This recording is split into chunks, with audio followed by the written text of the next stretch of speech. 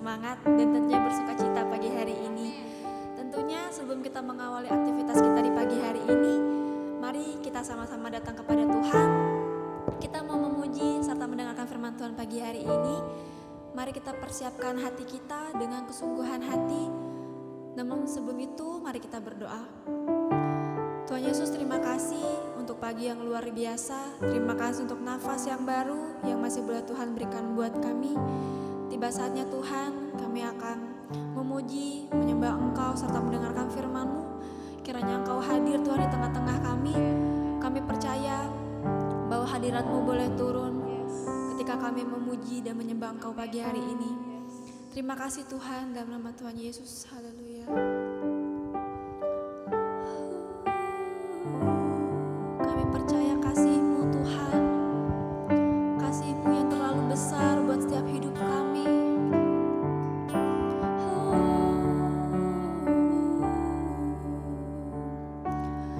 Engkaulah jalan yang sempurna, janji-Mu murni bagai emas perak, perisai perlindungan, keselamatanku.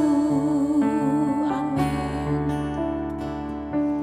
Engkaulah jalan kebenaran, dalam kasih-Mu ada kehidupan, penolong yang setia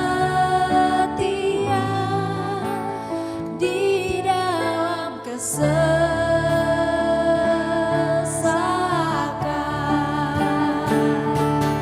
Bagaikan langit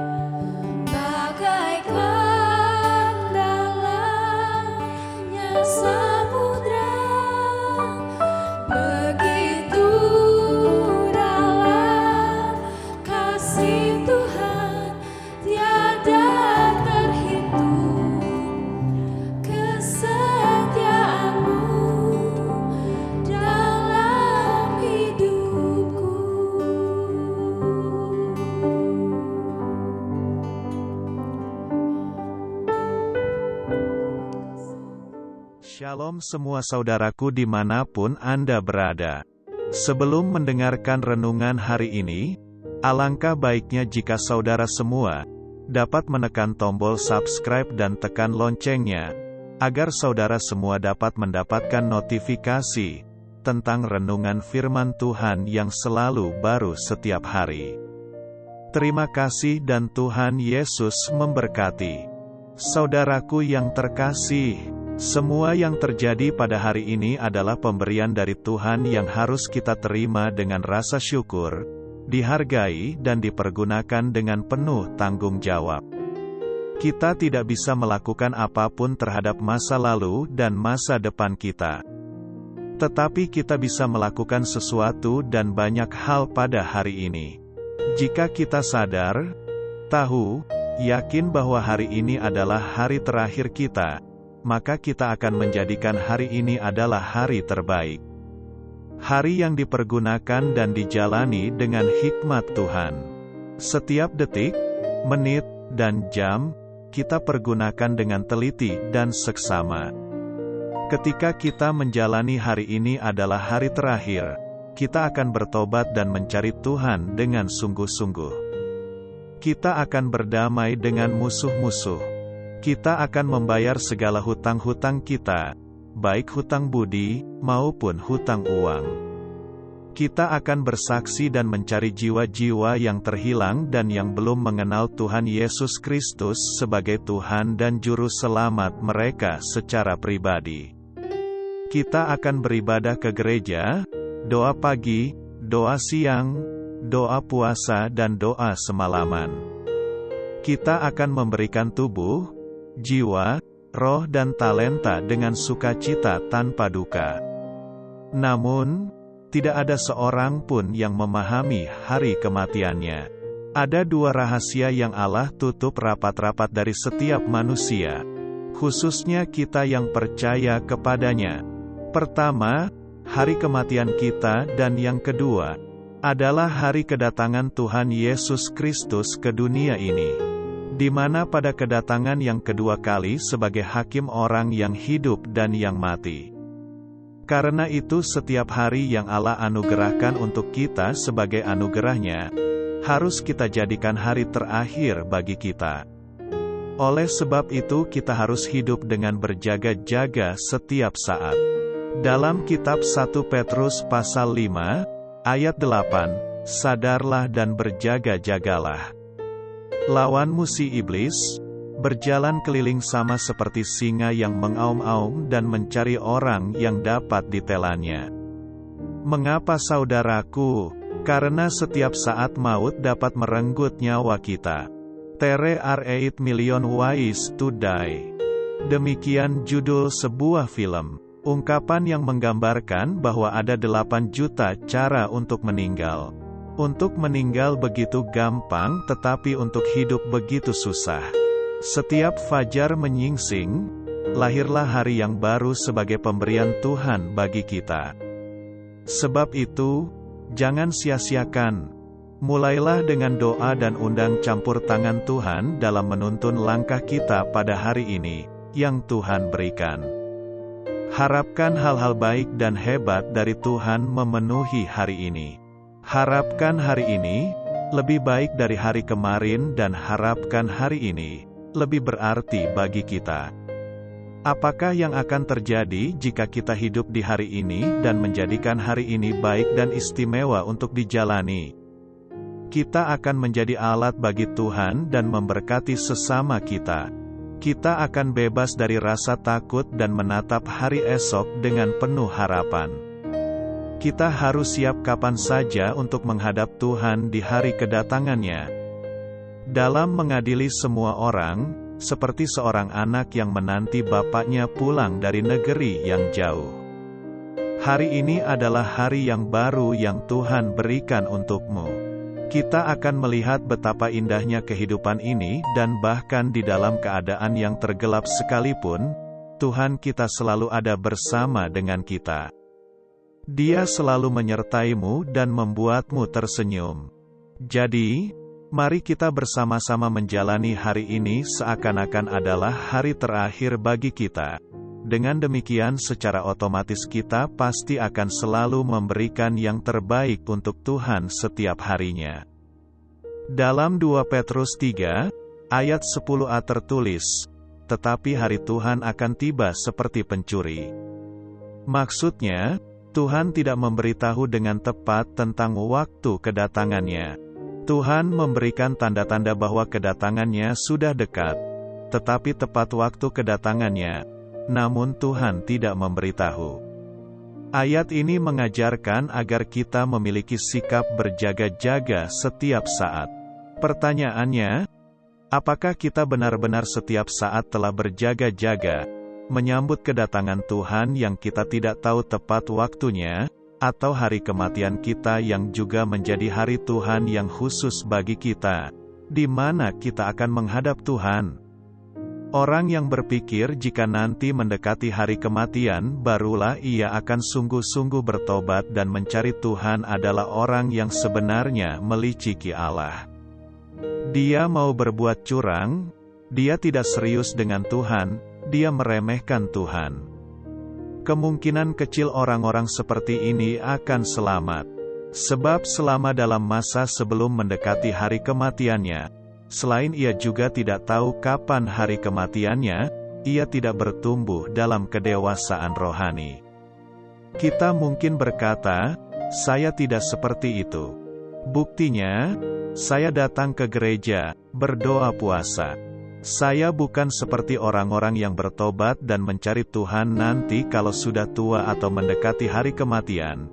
Tetapi apakah kita sungguh-sungguh berjaga-jaga? Sejujurnya, sangat sedikit orang yang berjaga-jaga, yang mau bertobat dan sungguh-sungguh mencari Tuhan. Kalau seseorang tidak sungguh-sungguh memiliki sikap berjaga-jaga, selain dia tidak memiliki kesiapan maksimal untuk menghadap tahta pengadilan Tuhan, dia pun tidak bertumbuh secara benar. Sebab sementara berjaga-jaga, setiap hari kita mengoreksi diri, kalau ada salah, kekeliruan, kejahatan yang kita lakukan. Kita akan mengenali keadaan diri kita sendiri. Seiring berjalannya waktu, ketika mengalami masalah, kita mengoreksi diri lagi apakah melewati pencobaan-pencobaan itu kita bereaksi dan bertumbuh dengan benar. Kita harus belajar untuk berpikir bahwa setiap hari bisa menjadi hari terakhir kita, sehingga kita akan memiliki sikap berjaga-jaga yang benar. Tuhan sudah memperingatkan kita bahwa kedatangannya seperti pencuri, tapi seringkali kita menganggap ringan, belum datang. Belum kiamat, masih jauh. Saya masih hidup, belum meninggal dunia. Jadi, kita tidak sungguh-sungguh memburu kesucian. Kalau kita berpikir dan sungguh-sungguh dalam memburu kesucian, barulah kita menghormati Tuhan. Kita memang tidak melakukan pelanggaran-pelanggaran moral berat yang membuat kita malu atau terpidana. Tetapi kita tidak benar-benar berusaha untuk hidup sebersih-bersihnya. Kita harus sungguh-sungguh setiap hari datang kepada Tuhan, seakan-akan sedang mempertanggungjawabkan bagaimana kita mengisi hidup ini. Apakah ada tugas yang telah Tuhan percayakan bagi kita yang belum ditunaikan? Banyak orang sibuk dengan masalah pribadinya saja. Kalau kita sibuk dengan diri sendiri, maka kita tidak pernah sibuk dengan Tuhan. Sementara kita punya masalah, kita jalani hidup ini dengan bertanggung jawab, dan kita harus menemukan apa yang Tuhan kehendaki untuk kita lakukan. Pasti tugas itu sangat spesifik, sangat khas. Memang, kuasa kegelapan akan berusaha mengacaukan hidup kita. Tetapi kita harus terus bertekun dan tidak terganggu. Di situ nampak kepiawaian kita sebagai anak-anak Allah, kesetiaan kita kepada Bapa. Di tengah-tengah persoalan-persoalan berat yang kita hadapi, kita tetap berusaha untuk menyelesaikan tugas yang Bapa percayakan kepada kita. Selanjutnya, 2 Petrus 3 ayat 10b. pada hari itu langit akan lenyap dengan gemuruh yang dahsyat dan unsur-unsur dunia akan hangus dalam nyala api dan bumi dan segala yang ada di atasnya akan hilang lenyap. Mari kita membayangkan keadaan atau peristiwa dahsyat yang pasti akan terjadi, dan seakan-akan kita ada di dalam suasana itu. Banyak orang tidak mau memikirkan hal-hal yang mengerikan seperti itu, padahal itu pasti terjadi. Kuasa kegelapan berusaha untuk menutup-nutupi, sehingga orang merasa aman-aman saja. Padahal, kita semua sedang menghadapi kedahsyatan keadaan itu. Jadi, kalau kita menghormati Tuhan, entah kiamat akan datang besok atau hari kematian kita nanti malam, kita harus bersikap seakan-akan kita tidak memiliki waktu untuk membenahi diri kecuali saat ini. Selalu saat ini, jangan besok, juga bukan nanti. Firman Tuhan mengatakan berikutnya, 2 Petrus 3 pasal 11. Jadi, jika segala sesuatu ini akan hancur secara demikian, betapa suci dan salehnya kamu harus hidup. Kalimat ini maksudnya adalah kita harus menjadi kudus atau berbeda dengan dunia dalam cara hidup, perilaku, kebiasaan kita. Kita mau serupa dengan Yesus, mau berkodrat ilahi. Tuhan menghendaki agar kita bisa mencapai tingkatan kesucian paling tinggi atau tahapan kesempurnaan paling maksimal. Hal ini kebalikan dari konsep banyak orang yang mengatakan bahwa tidak mungkin seseorang sempurna. Hanya dengan keadaan di mana seseorang tidak bercacat dan tidak bernoda, barulah ia bisa hidup dalam perdamaian dengan Dia. Mari saudaraku yang terkasih, kita harus berpikir bahwa setiap hari bisa menjadi hari terakhir, sehingga kita akan memiliki sikap berjaga-jaga yang benar. Amin. Mari kita berdoa. Saya mengajak saudara semua bersama-sama untuk berdoa syafaat. Bapa di surga, di dalam nama Tuhan Yesus Kristus, hari ini kami mau belajar untuk taat dan tunduk pada firman-Mu. Ajar kami agar kami bertindak berhati-hati dalam perkataan dan perbuatan, agar saat hari Tuhan tiba, kami semua boleh berjumpa dan tinggal berkumpul bersama Tuhan Yesus dalam kerajaan surga. Ampuni kesalahan kami dan kami mau terus-menerus diubahkan seturut dengan kehendak Tuhan, agar hidup kami selalu berkenan di hadapan-Mu ya Tuhan. Terima kasih buat kebenaran firman yang kami terima, yang membuat hidup kami selalu tetap kuat, tekun dan tahan uji dalam situasi dan kondisi apapun. Bapa Surgawi, saat ini kami berdoa bagi semua saudara dimanapun mereka berada. Biarlah Tuhan menolong mereka, yang sakit disembuhkan, yang lemah dikuatkan, yang terpuruk dalam kesulitan. Tuhan tolong mereka agar dapat pulih kembali. Kami percaya, Tuhan sanggup memulihkan mereka, sebab di dalam nama Tuhan Yesus yang ajaib, ada kekuatan dan pengharapan yang hidup. Biarlah kasih karunia, kemurahan, kebaikan, anugerah, berkat dan pertolongan Tuhan senantiasa menyertai semua jemaat Tuhan, dimanapun kami berada. Dan oleh pertolongan Roh Kudus, yang menuntun langkah kehidupan kami mulai saat ini, dan sampai selamanya. Mari kita tutup dengan doa Bapa kami. Bapa kami di surga, dikuduskanlah nama-Mu, datanglah kerajaan-Mu, jadilah kehendak-Mu di bumi, seperti di surga. Berikanlah kami, pada hari ini makanan kami yang secukupnya, dan ampunilah kami akan kesalahan kami, seperti kami juga mengampuni orang yang bersalah kepada kami. Dan janganlah membawa kami ke dalam pencobaan, tetapi lepaskanlah kami dari segala yang jahat. Karena Engkaulah yang empunya kerajaan, dan kuasa dan kemuliaan, sampai selama-lamanya. Di dalam nama Tuhan Yesus Kristus, kami berdoa. Amin.